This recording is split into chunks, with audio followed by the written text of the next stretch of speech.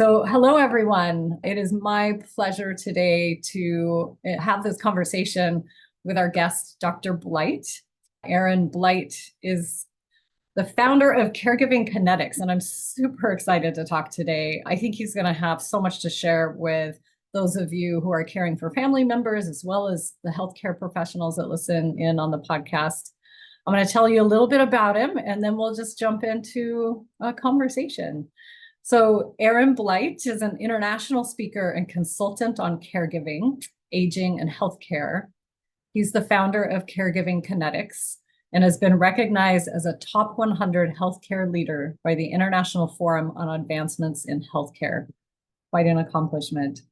Dr. Blight works with providers that serve aging and disabled populations to deliver workforce consulting, training for the frontline caregivers, focus group research, and leadership advisory services. He also serves general employers that wish to support their employees with caregiving responsibilities at home. And his career leading healthcare organizations spans more than 2 decades and includes the successful creation, development, and sale of a large home care company, a series of policy leadership positions at the Centers for Medicare and Medicaid Services, and the study of caregiving as a phenomenon of social science. So Dr. Blight, I know that you also recently, maybe not so recently, but published a book. The title is When Caregiving Calls, Guidance as You Care for a Parent, Spouse, or Aging Relative. That is correct. Wonderful. Thanks for having me on the show, Laura. Well, it's great to have you. I'm very excited to have this conversation today. Me too. And I would love to just start out. I like to ask our guests how you entered this world of caregiving and how caregiving has impacted you personally in your life. If you don't mind jumping right into Sure, the I never imagined being a caregiving person.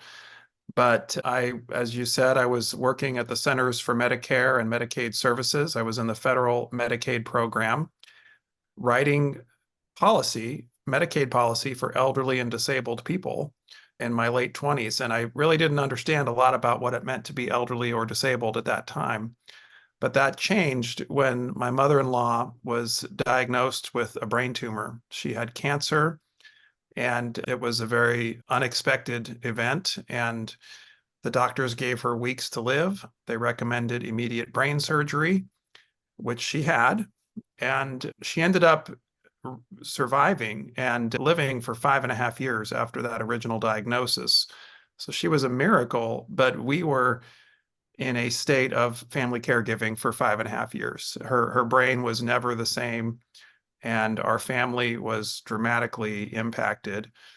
And it also affected the trajectory of my career. That time, family caregiving, she moved into our home. We were the sandwich generation, trying to raise our young family and also care for my mother-in-law at the same time. And so after she passed away, I changed my career and I left Medicaid and opened a home care company, as you indicated, and started to really understand how intensely personal, but also universal family caregiving is. And since then went on to study caregiving in connection with my doctoral degree. And I wrote the book, When Caregiving Calls, and teach at Shenandoah University now and speak to groups on caregiving all over the country. And Wow. it's a subject that I'm very, very passionate about because it personally impacted my family. But it's also something where I know that family caregivers need help, and they are often overlooked in the healthcare delivery systems. Their needs are suppressed. And when caregivers do better, the care receivers also do better. Yeah. And so that's really why I do this. Oh, wow. Thank you so much for sharing that. I haven't, there's yet a person to meet in the role, whether professionally, usually professionally, that didn't go into that field of work because of a deeply personal experience. And so it's amazing to think about how that experience you had with your mother-in-law really pivoted your whole career. And I can't help but think too, the ripple effect on the amount of people that her experience had moving forward with the work that you've done. So yeah, it's needed. Thank you. Thank I you. yeah, I'm really curious if you don't mind. There's so much to talk about with you and so little time. So I really want to dive right into. I want to hear about your book first. And I have not had a chance to read it. I ordered it. It's not here yet. Cool. Thanks for I ordering know it. it's on its way. And but I had not heard of your work until just recently, and I am so excited about it because, as you said, the importance of supporting the caregiver, I think, is just it's not been talked about. And so much of the focus is on the care receiver, it's on the medical model, sort of pieces of care receivers experience, and caregivers are juggling so much as far as just trying to understand, let alone be a quote expert in any area, whether it's financial planning or legal stuff or medical things or just providing care in general. That it's I've often felt like it's really been a setup for failure, the expectation that society places on families. So, with that said, do you mind sharing a little bit about your book? Tell our audience, is it a book that has strategies? Is it a book that really that has examples in it? What would somebody gain out of reading your Yeah. book? Well, I think that the first thing that I would say about that, Laura, is, I muddled through my own personal family caregiving experience, and I was not a very good family caregiver at the time. I just did the best I could without having any tools or knowledge. And later, as I worked with families in my home care company, I started to really see some strategies and ways to cope better with family caregiving. But it wasn't until I started studying family caregiving from a research lens that my eyes started to open and my mind started to open and my heart really started to open, and I started to see on a deeper level how being a caregiver shapes our sense of self, our relationships with our loved ones, our sense of place in the world. And I think that a lot of that is what family caregivers really, really struggle with. And for instance, in my lit review during my doctoral dissertation, I came across family caregiver identity theory, which came out of applied gerontology from Dr. Rhonda Montgomery and Dr. Carl Kozlowski. And that just had a dramatic effect on how I saw caregivers. And it really explained to me why I struggled so much with family caregiving. And after I learned about their research, whenever I was sitting with a family caregiver who was struggling, I would start to describe family caregiver identity theory. And I do describe this in the book, When Caregiving Calls. And they're always like, "Oh my gosh, that's me. That's why I'm having such a hard time with this." And so when I wrote When Caregiving Calls, and by the way, Laura, I always want to mention that I am not a medical doctor. Okay. It's Dr. Aaron Blight. My doctoral degree is actually in learning. Okay. Okay. And so I am a doctor of education, and I look at family caregiving as a learning experience. You may not know how to be a family caregiver right now, but you can learn. You can learn how to be a family caregiver. So anyway, when I was writing When Caregiving Calls, I was just really trying to reflect on what do family caregivers need to know. Mhm. And there are 18 chapters that are focused on things that family caregivers need to know. The book is not disease specific. There are a lot of things that are oriented to dementia care, topics like that. Mine is on caregiving, Very specific. and it is generalizable to most caregiving situations. It's not dependent on the disease or the condition of your loved one. It's really about kind of the social context of care, the relationship dynamics of care, and the kind of the social psychology and learning aspects of care. So Mhm. these 18 chapters touch on different topics: family, work, emotions, independence, lots of different things that sort of cut across caregiving. And as I was writing these chapters, I realized that, it's great to provide chapters that inform a family caregiver, but I wanted to do a little bit more than inform family caregivers. I was hoping to provide a resource that could potentially transform their caregiving experience. And this is where my background in learning comes into play. We know that reflection, intentional reflection, is a gateway to learning. And so at the end of each of those 18 chapters, there are questions for reflection. Mm.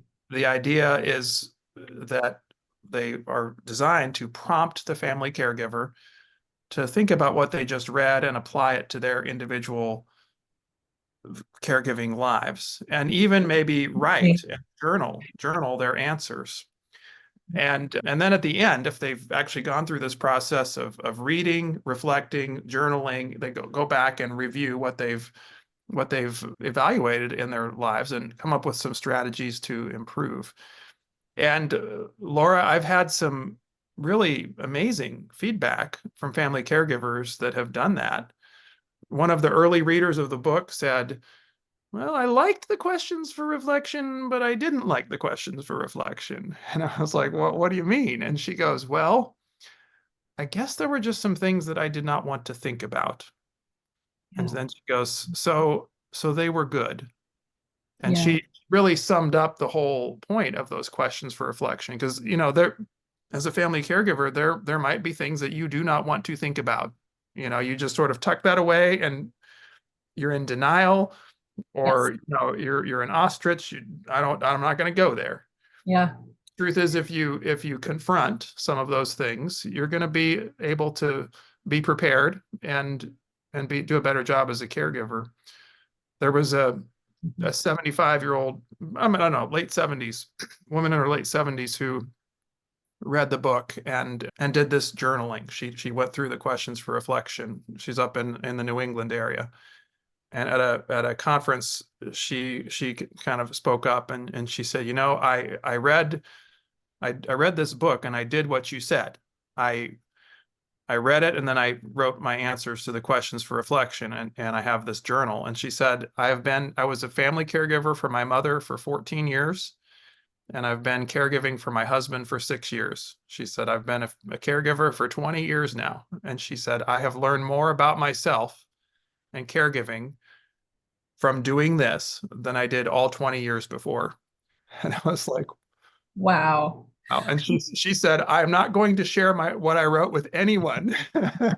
Right. Like, that's good. You don't have to share it with anyone. That is for yourself. Yeah.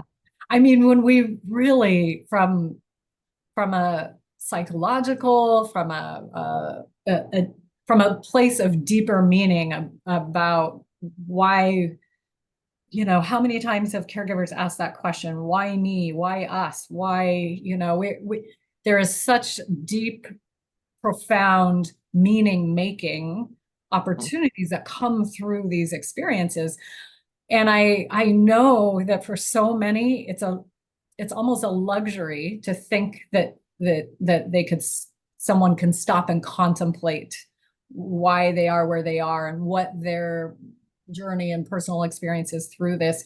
And what I hear you saying, and what I also believe deeply, is that we get so busy, we busy ourselves, we distract ourselves from the things that are uncomfortable. And so what I hear you saying is that you created this opportunity for self-growth and inner reflection, and to really ask those deeper questions, and then there's meaning made out of someone's experience. And so I'm very excited to get your book now. Oh, Laura, you just totally summed it up, honestly. And I love how you express that.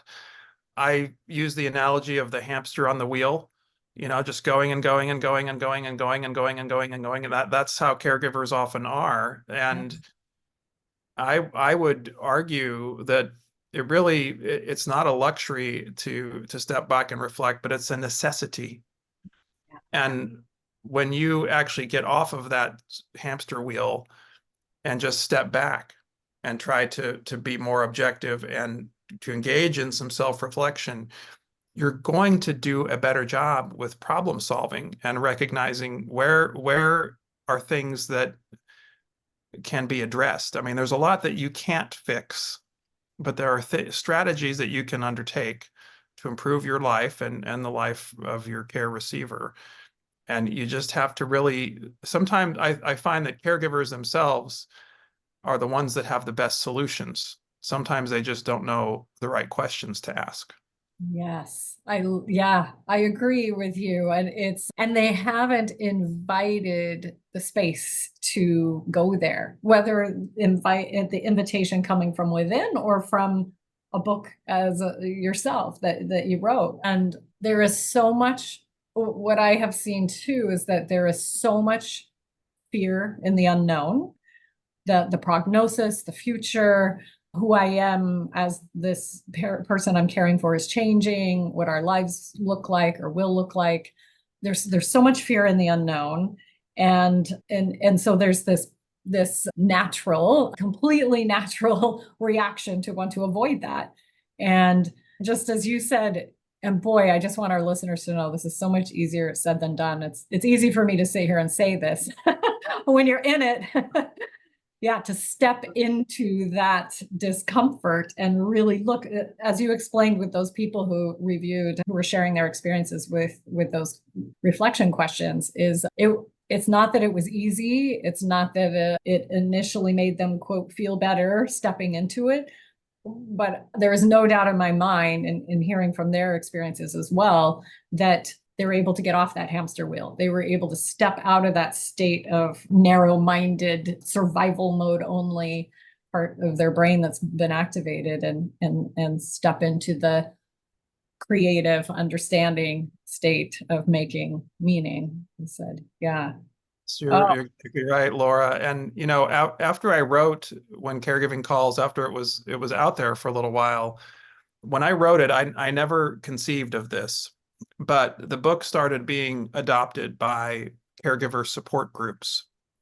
And so what these groups have done is they take the book and they'll read a chapter or two chapters or whatever, you know, between their support group sessions. And then when they convene, the caregiver support group facilitator just says, okay, we read chapter 3 this week. Let's go to the questions. And those questions then become the discussion topics for the week or for the month. And the book is totally set up for that. I didn't conceive of that at all when I wrote it, but it's been adopted in various places that way. And I've had some great feedback from those facilitators. And that just honestly, it just warms my heart. That is why I wrote the book. And to hear that it's being used that way is really, really meaningful for me. what are your thoughts about, because this kind of leads into this piece of when we talk about the reflection being such a personal journey of understanding and finding our own answers within. I'm curious about, because of all of this work with the support groups and stuff, what are your thoughts or ideas around community, connection, sharing experiences? Yeah. So many caregivers are so isolated and just do Well, do not see that really they're part of a collective that's really invisible to them. yeah, I think that when you're thrust into this family caregiving role, so often you're not ready for it. And it's very easy to feel isolated and alone and lonely and oh, nobody really understands what I'm going through. And even maybe your own extended family who if they're not involved in that regular day-to-day caregiving, they may not even appreciate or understand what you're going through because caregiving it can be this weight that you carry everywhere you go. Even when you're not with your loved one, you're out and you're worried about them. And you know that at any moment in time, you can get a phone call and you have to drop what you're doing and go care for them. And so it's emotionally a roller coaster. And when you go into these caregiver support groups and groups that are like that are community oriented, that You find other caregivers that are experiencing similar challenges, and you can lean on each other, you can learn from each other, you can form some very deep connections with your fellow family caregivers because they're going down the same road that you are. And I think that a testament to the power of caregiver support groups is the fact that very often people who have been involved in these groups continue in the groups even after their caregiving season is over. You know, after their loved one has passed away, they continue to be involved and engaged with their caregiver support groups because that's how meaningful and helpful those groups were. Wow. And we know, and I'll just highlight it again for our listeners, we know the studies out there that have shown how feeling a part of a community or feeling connected is going to enhance longevity. It's going to decrease depression. It's going to help, with health issues. It's across the board. Feeling connected is one of the number one things that we can do for our health. So thank you for highlighting those reflective questions in the book being used in groups like that. I can see people, even if they decide to just meet together, for coffee with a couple of their friends to go through this, to go through the book and the questions, how beneficial that will be.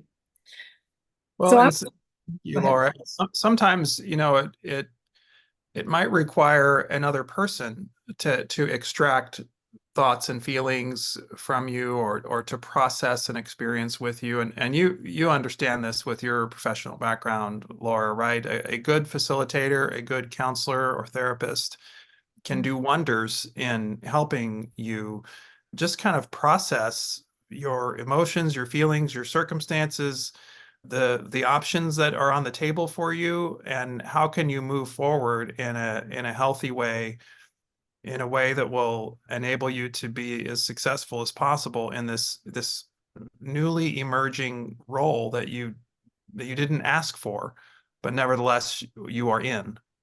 Yeah. Yeah. You made a comment earlier, and I just wanted to get your ideas on your thoughts about this. You made a comment earlier that you weren't a quote good caregiver when you were thrown into or found yourself in the situation of caring for your mother-in-law. And I wonder if you can speak to that a little bit, because I hear so many people say that I'm not caregiver material. I don't have the inherent qualities that we think of when we think of a quote good caregiver. And this is just something I've been really thinking about lately, is different people's strengths and the challenges and how we frame that. And so I'd love to just get your thoughts. Yeah. Well, at that point in my life, I was 29 when caregiving entered our family, and my mother-in-law moved into our home, and she had just had a brain surgery. She looked like Frankenstein. They had shaved her head, they put staples in her skull, and she just needed a place to stay to recover from brain surgery. We thought she was going to stay in our home for 2 weeks. That's what we thought. She was in our home for almost 2 years. She lived for 5.5 years, and we were constantly caring for her. She went through another brain surgery, radiation, chemotherapy as she was in our home. And as time went on, and the cancer eventually, the treatments were amazing. The cancer went into remission. But cognitively, she was in steady decline. Her brain was never the same, and she needed help just with activities of daily living, just all kinds of things. And my wife, she didn't want to be a caregiver for her mother, but she was. And I didn't want to be a caregiver for my mother-in-law, but I was doing that. I was working full time and then coming home, and I did the night shift. My wife did the day shift, I did the night shift. And this was our life. And the way that I had envisioned my life was at that phase, late 20s, early 30s, that's the building phase of your life, right? I was having children and raising a family and trying to grow in my career. And I never thought that I'd be caring for my mother-in-law. I mean, I loved my mother-in-law, She treated me like a son from the moment that I started dating her daughter. And so I wanted to help my mother-in-law. I just resented the fact that she needed help. Does that make sense? Really makes sense. Caregivers are going to understand that. I wanted to help her, but I hated the fact that she needed help. But this wasn't her. She didn't ask for this, right? And so I had this just internal turmoil. And I know now that I was experiencing clinical depression. I didn't think of it that way. I was just trying to get through it. And I was frustrated and angry, and I just kept that bottled up. I didn't want to display that. But eventually over time, especially as my mother-in-law got a little better and she was still in our home and we were still caring for her, there was this resentment inside of me that was growing and growing. And so I would go to work, and I'd have a long day, stressful job, and I'd come home, and every night I would sit at the dinner table, and right across the table was my mother-in-law. Every single night. And the rest of my family. But I was looking at my mother-in-law every single night. And Laura, I got to the point that I couldn't look at her. I'm a little bit ashamed to share that, but that's where I was. I couldn't look at her. So I would just, in silence, I would just sit down there and eat my dinner like this, looking at my plate. Wouldn't say a word because she was right there. So I just sit there like this. And then when I was done, I'd pick up my plate, take it to the kitchen, and clean up. That was my existence. It became And there's only one other person in my whole life I couldn't look at because I had yeah. so much bottled up inside, right? And there's only one other person in my life that I couldn't look at, and that was an employee of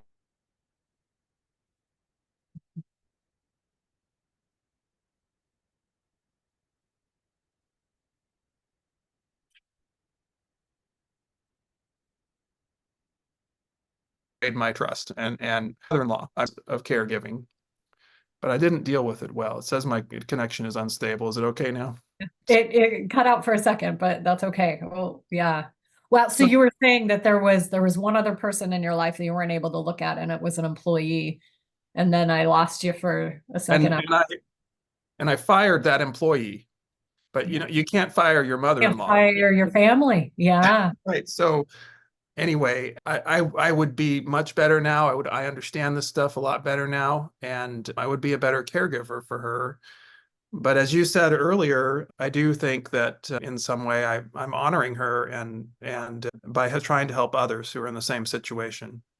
Yeah, absolutely. Oh my gosh.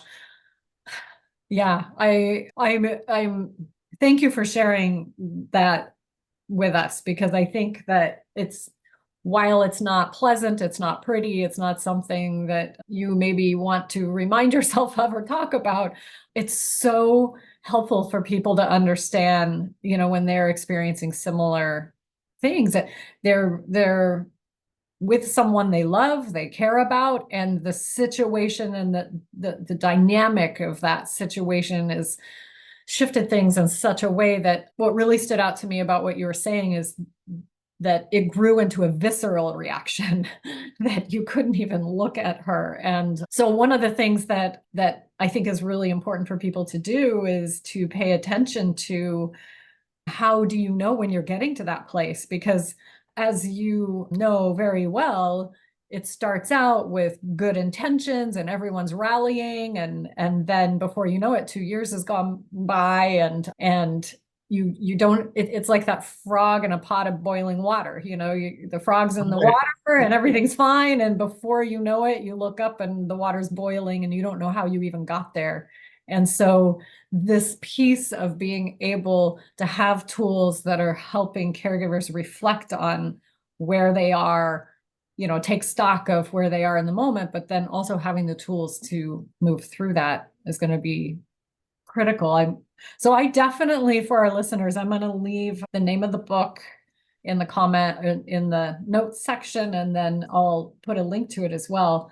But I'm going to pivot a little bit, Dr. Blight, and I want to ask, two more questions and in our conversation. One question is about the models that you've created. I know that you have some different models.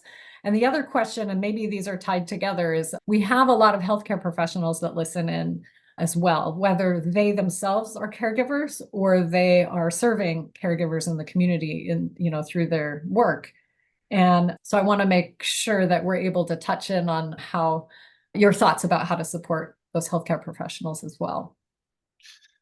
So the models, I sometimes I talk about the models as frameworks. If you think about maybe a frame on a house, for example, you go into that structure and you don't even really think about the frame because you just go about your house and do your thing. But the frame is kind of all around you.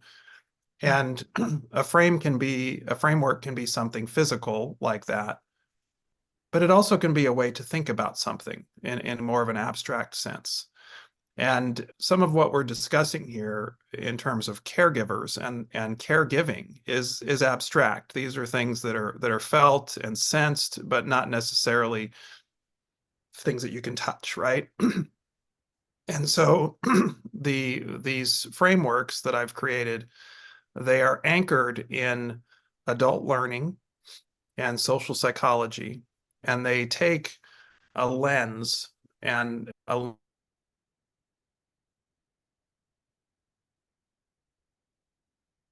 learning and social psychology, and they apply that to, and so they give a sense of understanding of caregiving, a way to put some language to these things that are felt and sensed, but not necessarily expressed.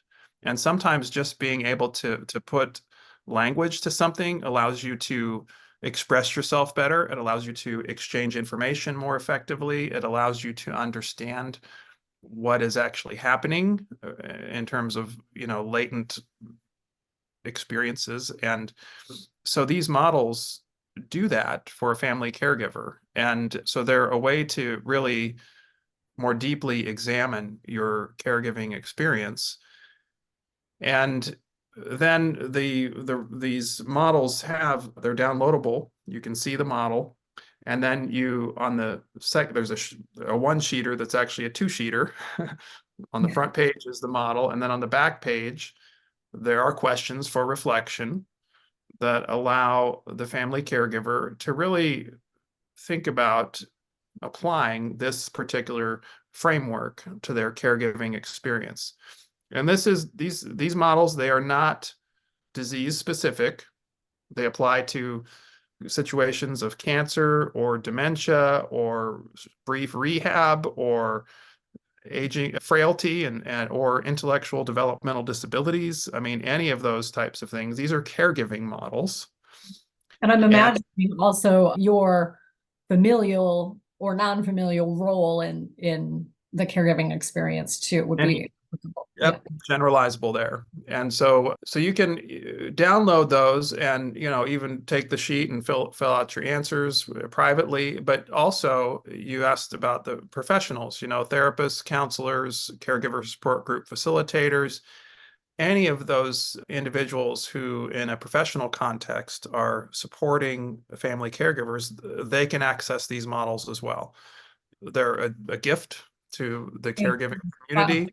And so those professionals can really readily see the value of the models, because if you're sitting with a family caregiver, you can print that out and say, let's go through this exercise and let's talk about these components of your experience. And by engaging in that kind of almost a dialectical conversation, problem solving, you can start to understand where the caregiver is at and where they might be going to next or where they need to go next.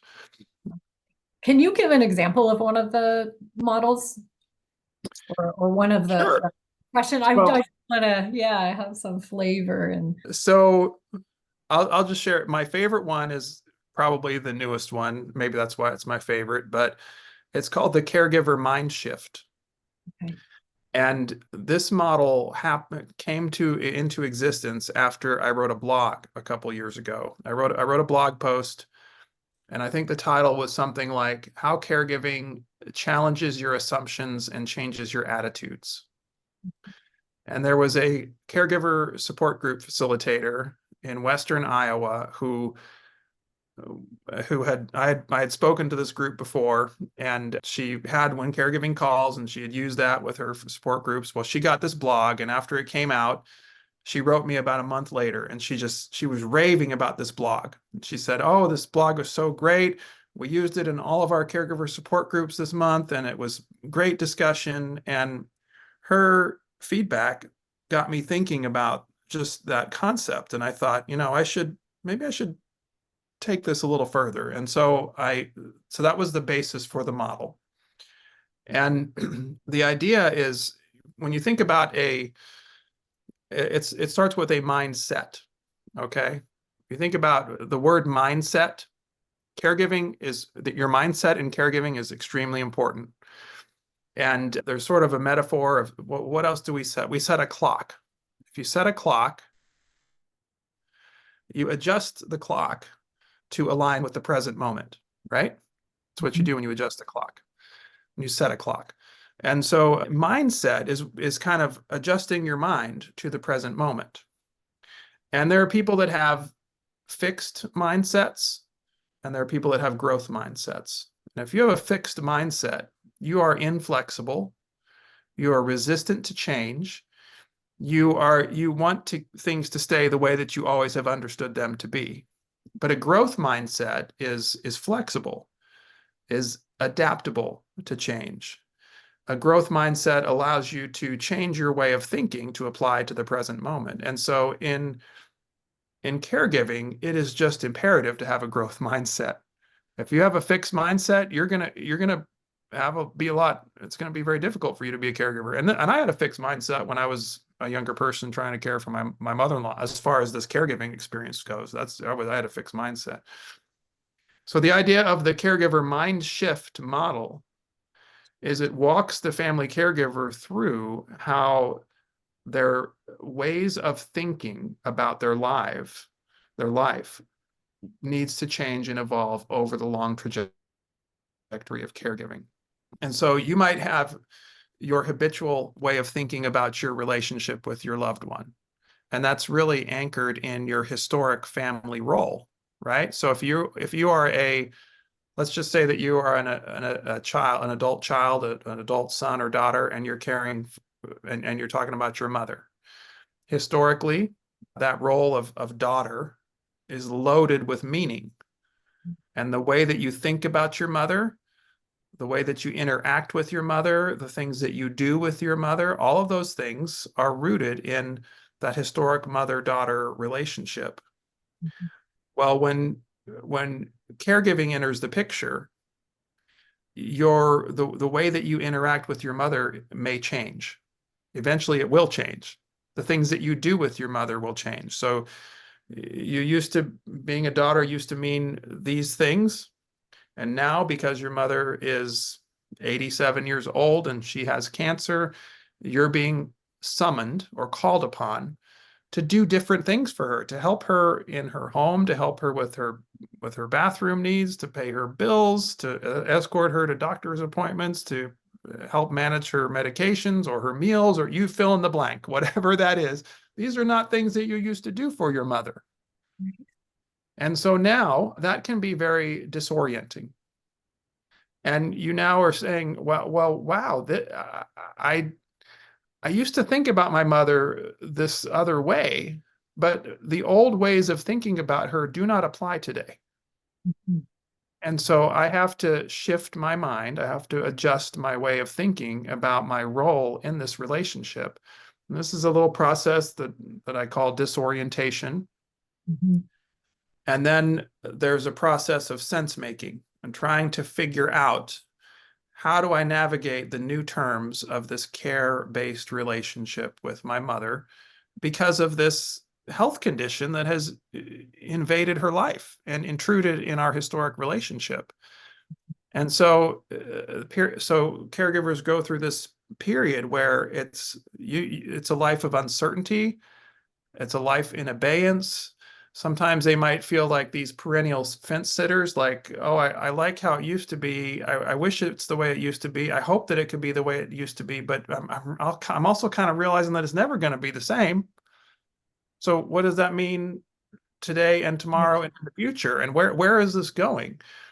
And so eventually, after going through this process of sense making, family caregivers come to this new phase that I call reorientation, where they have adjusted their lives and also their ways of thinking about their lives and their ways of thinking about their relationship to the realities of the needs of their loved one and their role in helping their loved one meet those needs. And so that's this process of mind shift. And I've, like you said earlier, I've described it in this way that makes it sound almost this dry academic or just philosophical way of thinking about it. This could be the most gut-wrenching thing that you've ever done. Right. And it's not easy. But when I finally got the graphic image, I have some artists that help me make these things look pretty. I had the pretty image of the caregiver mind shift model, and I was in a meeting in Amarillo, Texas with family caregivers, and I just completed the presentation, and I was like, hey, I just got this thing done. Do you want to see it? And they said yes. So I just put the model up on the screen. And I said, I'd just love to hear what you think about it. So they just looked at it for a minute, and there was a pause. And the very first comment was, oh my gosh, this woman said, this is a direct quote. She's like, oh my gosh, you just summarized the last 10 years of my life. I wish I had seen this sooner. Wow. One image. One image. And that's the beauty of the model, is it's taking some things that are very complex, very hard to understand, and putting it into a way that is intuitive and that can actually be helpful for caregivers and for professionals who work with caregivers.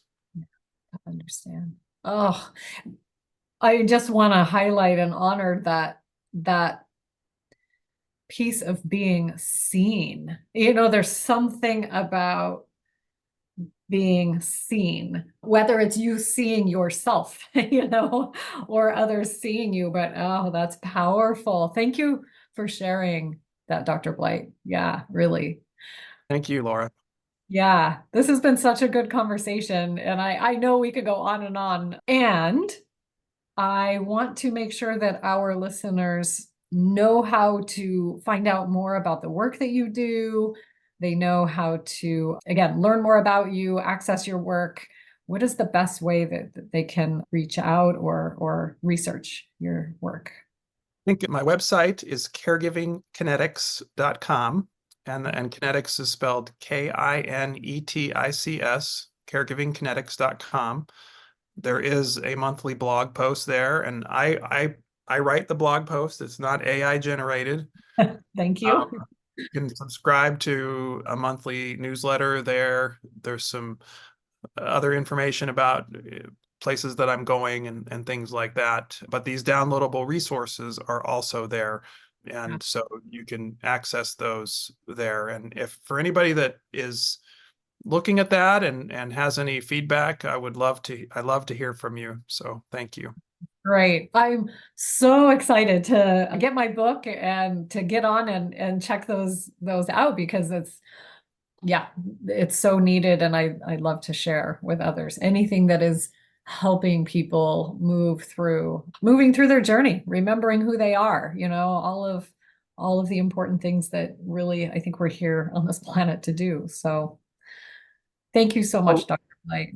Well, thank you, Laura. And I just want to share that I just think you're doing fantastic work, and you are clearly in tune with the needs of caregivers and clearly have a passion about what you're doing. And I think that you and your team are providing very meaningful help. So thank you. That means a lot. Thank you. Thanks for seeing that. Thanks for seeing me. All right, folks. I hope you enjoyed this episode, and stay tuned. I will definitely include notes in once we upload the podcast.